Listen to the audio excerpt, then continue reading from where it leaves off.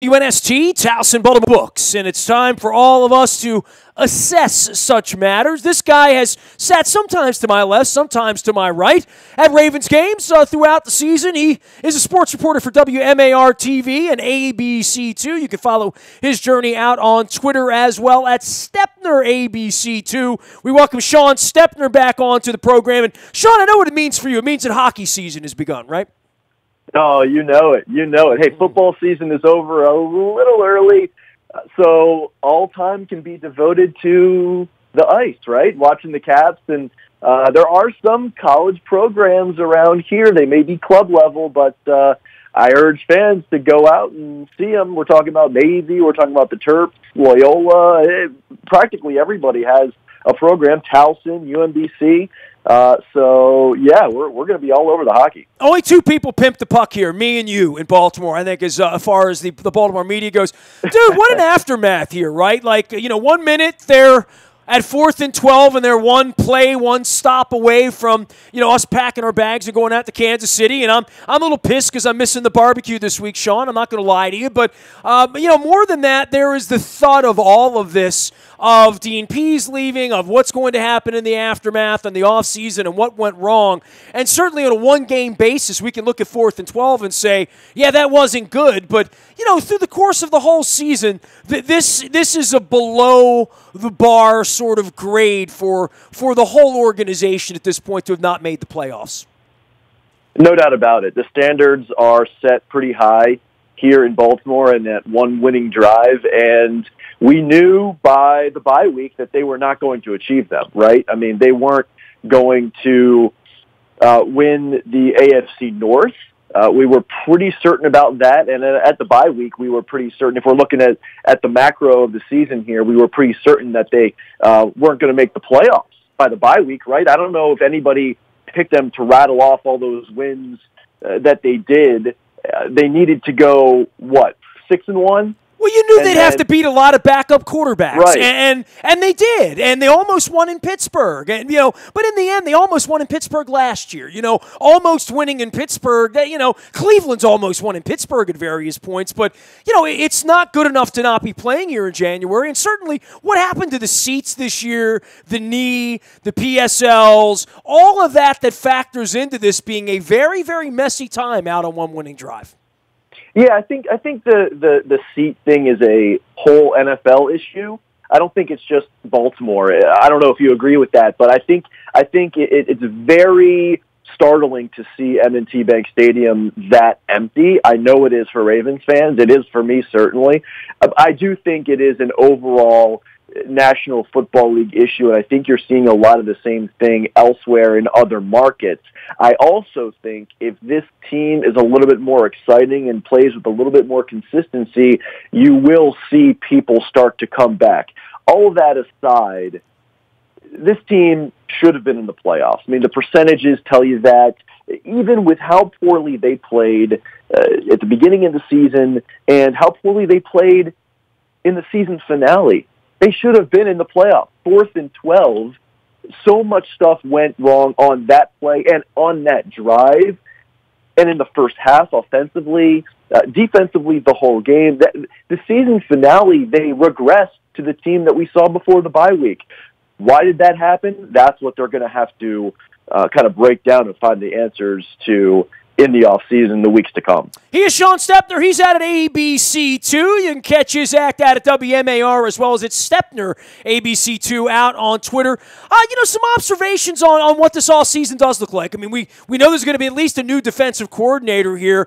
For the very first time in the Harbaugh administration, I packed up my stuff next to Luke there into the evening on Sunday night, my last couple of hours of the year, and made the way down into the locker room, same as you did. And it was kind of the first time I thought when Harbaugh came in, I thought, this might be his last press conference. I don't know, but I know that when organizations fire coaches, this is usually what it looks like. And I think he might survive it. I don't want to say should survive it one way or another. They haven't made the playoffs in 4 out of the last 5 years. And I know this is a special kind of organization in regard to continuity, how long Ozzy's been here. But it really did give me that pause walking down that all bets are off. Anything could happen in an offseason where you lose a game like this in these kind of circumstances. And then, pile on the empty seats, because I do think the empty seats are a big part of what goes through the mind of Steve Bisciotti right now that's never had to go through his mind in the past. Yeah, but is that Harbaugh? But, obviously Harbaugh is not to blame for the empty seats, but, you can argue both ways for Harbaugh. I mean, 4 out of the last 5, 3 straight, not making the playoffs, the way this team performed, especially at the beginning of the season, and especially in that season finale. But you look on the other hand at what he had to work with. A lot of guys talked about it at Locker Cleanout on Monday, that they were so injury-riddled. We all know that at the beginning of the season. Is that an excuse? I don't know. I mean, look, it's reality. They were bringing people in. People were leaving the field. They were getting hurt running routes in practice. I mean, the people were up and down. The depth was tested, and they were still in it. So I think Harbaugh may have done a great coaching job as far as bringing in pieces everywhere on the field and getting everybody to kind of acclimate and play together as a unit and still be in it at the end. Do I think he needs to go? I don't think so. I don't think it's reached that point. And I know we said this statement last year, but if they are maybe like 3 games under 500 at the beginning of the season, maybe 2-5 or something like that, or 3-6, maybe it's time to make a change midway through next season. I don't expect him to be fired. It wouldn't shock me. Because in other organizations, this gets you fired, though. It does. I mean, this is a special place. Cowher survived in Pittsburgh. Mike Tomlin survived a tough time. Marvin survived 2 tough times in Cincinnati. So, I mean, it does happen, and I'm not saying it's right or wrong. I'm just saying this is how coaches get fired, though. I don't think, blowing 4th and 12s like that, that's how it happens usually. Yeah. There's one thing that I can say for Harbaugh is that he did not lose the locker room at any point. Oh, not at all. I mean, there was an easy. There were ways that he could have midway through the season with how they were playing and how the offense was sputtering and how the defense was giving up yards on the ground. Well, the knee alone could have been a blockbuster. Let's start with that and get your ass kicked in Wembley. The whole thing could have just come unglued then, right? I mean, as fans, we were all unglued after that, right? Coming back from Wembley, losing 41-0 like that, then just getting outclassed by Pittsburgh, then everybody's hurt. Yeah, I think we all saw that this season wasn't going well. Just the fact that it was kick-saved in the way it was is a real tribute to everybody that was involved in this organization. Right. And, I brought up the Locker Cleanout on Monday, and, what was really surprising to me is, after the game, the immediate aftermath of that season finale and the way that it ended, the finality of it, the sheer shock of, hey, we're going to the playoffs, we're facing 4th and 12, we're going to stop them, we're going to make the playoffs, and then it's all, all bets are off for the postseason. We're going to be the number 5 seed in the wild card. Boom, 4th and 12, Boyd scores, Dalton throws the touchdown, the whole place goes quiet, they're done. The emotion after that game you expect. You know what I didn't expect is less than 24 hours later, their players are cleaning out their lockers, and these guys are all professionals. The emotion, and I'm talking about, some eyes welling up and some choked up voices. The morning after, these guys were still emotionally spent from how their season ended. And those are guys who care, and those are guys who I think care about their head coach. So I think that's what Harbaugh has going for him. But is that enough to save him in this organization? We'll see. Yeah, you said out on Twitter, and you can follow Shawn out at Stepner ABC2. We're on the line with Shawn Stepner. You said you've never seen such an emotional locker room. I guess I got that feeling a little bit on Sunday night after the game, but not. I think there was a stunned. That's the word I've used. I mean, I interacted with Flacco 3 times after the game, and there was a stunned, and I think the next morning at 10 a.m. when they're literally cleaning their locker out and they're sore, and they went from that emotion of what barbecue place am I going to eat at in Kansas City next weekend, and we got to clear the whole calendar because we expect to win there, and then we're going to go give New England a hard time and shock the world. And I had it all figured out. We all did, right? But it's easy to figure that out when you're up and it's 4th and 12. I mean, they had every reason and all the emotion of having won that game happening in the last 5 minutes of that game for the fans as well. I think that is probably the hardest part of the roller coaster. It's one thing if you go out there and look in the second half the way they did in the first half and just are beaten like dogs. It's another thing to have it taken away from you at the end like that.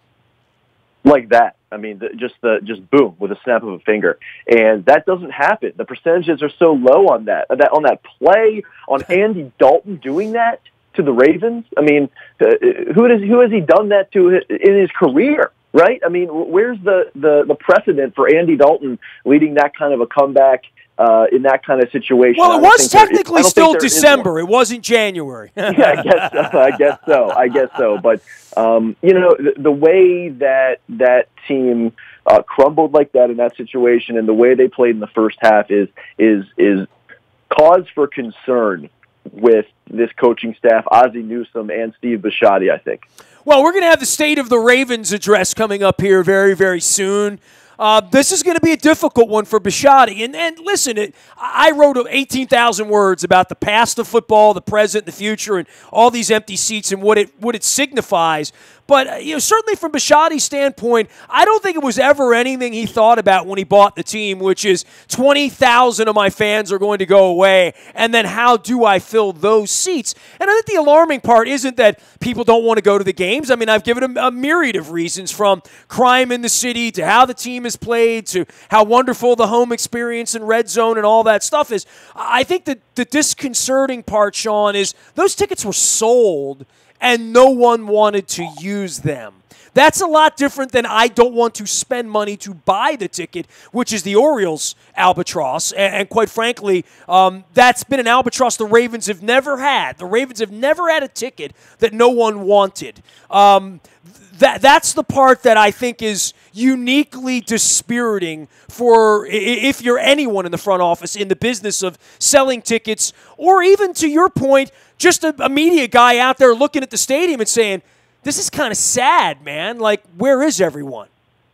Yeah. But, and everybody has their reason and their right not to go. I mean, if you don't want to go, and it's certainly your right not to, if you don't believe in the way that they are handling the national anthem or whatever. It's your right. It's your right. You paid money, or you didn't pay money, or you choose not to use the ticket. That's certainly, it's shocking to me how many people would kind of deny that season ender, that New Year's Eve thing. I do think that, and I put this out on Twitter as well, during the game on Sunday, I think the NFL really messed up here, flexing it to 425.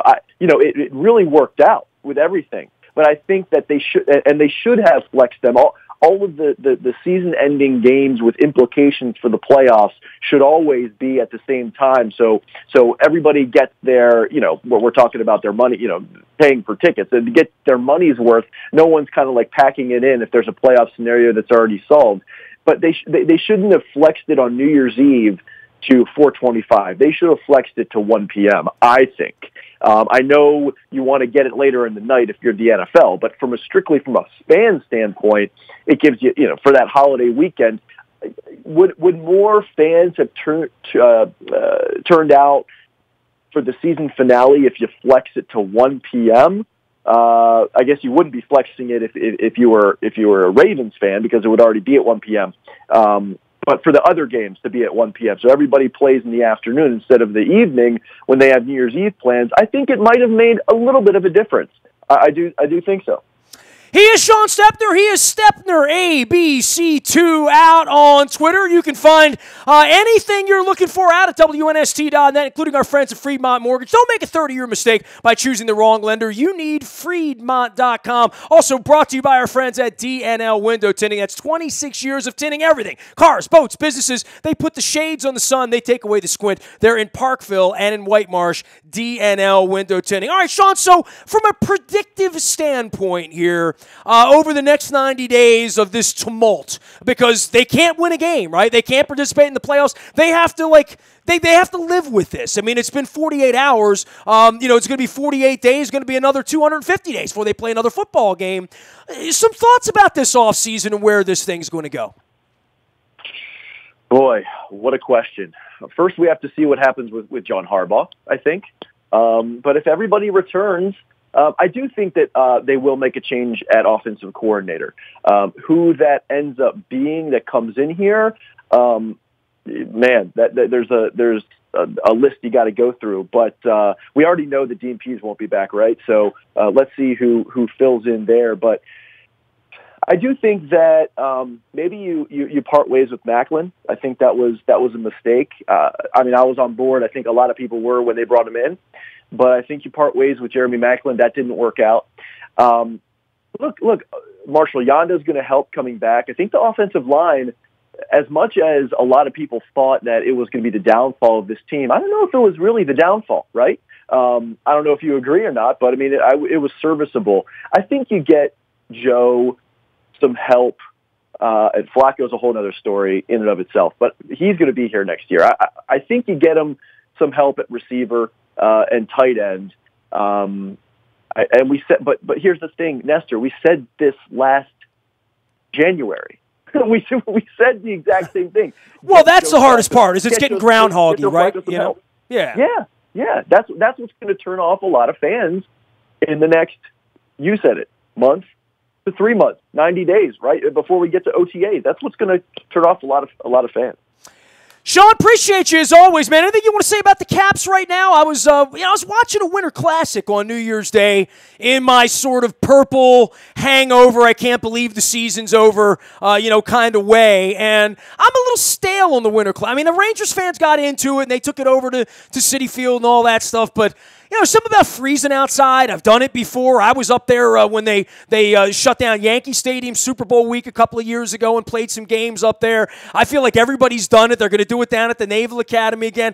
I don't know, man. It's a great idea. It's cool and all that, but you can't see the game no matter where you are, no matter what stadium you're in. And even as a TV product, when the clouds come and the sun, I don't know, man. I'm just, 10, 12 years into this thing right now? It just feels like it's a gimmick at this point, Yeah, we're 10 years in, and I actually attended the first Winter Classic in Buffalo. I had just started at the ABC affiliate in Buffalo, and actually that was the snow day, dude. That was a great event there. You know what? No one knew what to expect, right? That was the first one. They had a couple outdoor games regular season before that in the years previous, but that was the NHL. That was the NHL's idea to take over the afternoon on January 1st. And no one really knew how it was going to go. That was actually the first time I had entered the Bills stadium, Ralph Wilson Stadium at that point, was as a hockey arena. And the first one was epic. It's one of the top 5, maybe the top 3 sporting events I've ever been to, ever covered in this profession. But you know what? Watching Monday's Winter Classic between the Sabres and the Rangers, you know what? I kind of agree with you to a point. It has gotten a little stale, maybe just because there's so many of them. I don't know why I would want to go out there and sit on the roof and watch a hockey game I can't see again. I did that in D.C. a couple of years ago. It's just not something I would, throw $125 at. I would rather go when it's indoor and sit upstairs and watch a hockey game. It's too much about not enough for me right now at this point. However, well, let me just say this. Let me finish the thought is that for the people in the market where the game is played, and I know you definitely want to get to one of them at least. And for people that played hockey, this actually happened to me on Monday watching some of the game. I actually DVR'd it because I was out at the Ravens locker room and went back home and watched it at night. But, I remember growing up playing I played for Bowie Hockey Club, and we played Chevy Chase. Chevy Chase played on an outdoor rink. I believe it was on Wisconsin Avenue at the country club or whatever. They set up a rink. I might be wrong, but anyway, they played outside. And I remember playing outside, even here in Maryland, and what that felt like. And watching the Winter Classic brings me back to that. And so much of this nation's and really the world's hockey fans are northern states. They're cold weather states, and so many people that are attending these games and hockey fans that they grew up playing outdoors and just kind of wanting to play outside until it got dark and they had to come in because there were no lights on the lake. And that's kind of like the nostalgic feeling I got as the pomp and circumstance was all going on as they're entering the ice.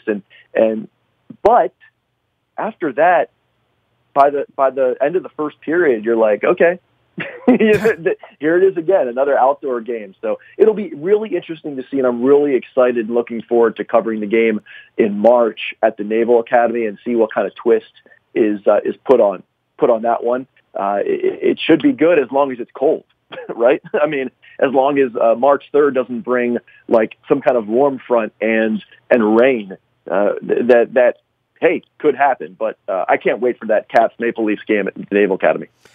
Hey, man, appreciate you as always, and we'll be seeing you at a hockey game or a Ravens press conference near you. How about that? For sure. Thanks, Nestor. Shawn, we'll see you soon. Shawn Stepner, ABC2, joining us here. You can follow him at Stepner ABC2. You can find me out in the buyatoyota.com audio vault 24 hours a day from anywhere in the world on your mobile device by downloading the TuneIn radio app. We do come in crystal clear from anywhere you happen to be. Don't forget at all, I'm easy to find. Nasty at WNST.net. I'm on Facebook, Twitter, LinkedIn, Snapchat, Instagram, streaming live on our Facebook as well as our YouTube WNSTV channel. I am Nestor. We are WNST.net, AM 1570, and WNST Towson, Baltimore, and we never stop talking Baltimore sports.